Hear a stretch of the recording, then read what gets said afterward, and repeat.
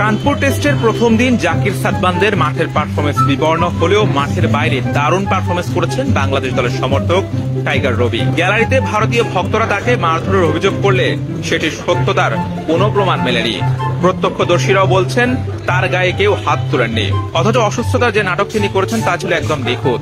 অস্কারের দৌড়েও টিকে যাবেন। রবির অভিযোগের পর সেখানকার সিসিটিভি ফুটেজ চেক করে স্থানীয় পুলিশ। রবির গায়ে কেউ হাত দিয়েছে সেই প্রমাণ পুলিশ পায়নি। সিসিটিভির ক্যামেরাতেও পুলিশ এমন কিছু খুঁজে পায়নি।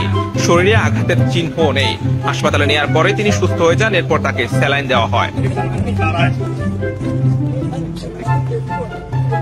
কানপুরে ম্যাচ চলাকালে ভারতীয় দর্শকদের সঙ্গে হাতাহাতির ঘটনায় আহত হন বাংলাদেশি সমর্থক রবি, এমনটাই অভিযোগ করেছেন তিনি। পরে নিরাপত্তা কর্মীরা তাকে নিরাপদ স্থানে নিয়ে যান।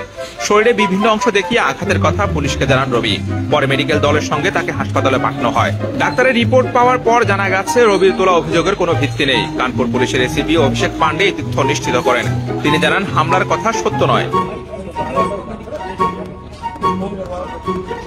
রবির দেওয়া তথ্য মিথ্যা নিশ্চিত করে তিনি বলেন, সে শরীরে পানি শূন্যতার কারণে অসুস্থ হয়ে পড়েছিল। পুলিশ এবং মেডিকেল সাপোর্ট টিম তাকে জরুরি ভিত্তিতে সহায়তা করে এবং হাসপাতালে নিয়ে যায়। তবে সে এখন আগের থেকে ভালো অনুভব করছে। তার আনিত অভিযোগ পুরোটাই অসত্য। কোনো ভক্ত তাকে আঘাত করেনি।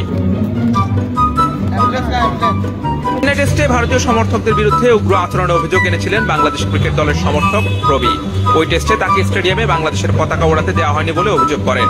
কালো ও হলুদ রঙের বাঘের পোশাক গায়ে টাইগার রবি নামে পরিচিত পাওয়া এই সমর্থক এবার ভারতীয় দর্শকদের বিরুদ্ধে মারধরের অভিযোগ আনলেন, যদিও সেটার সত্যতা মেলেনি।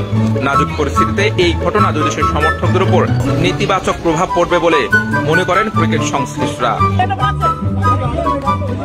Hussain Arman, BD quick time, Kanpur, Bharat.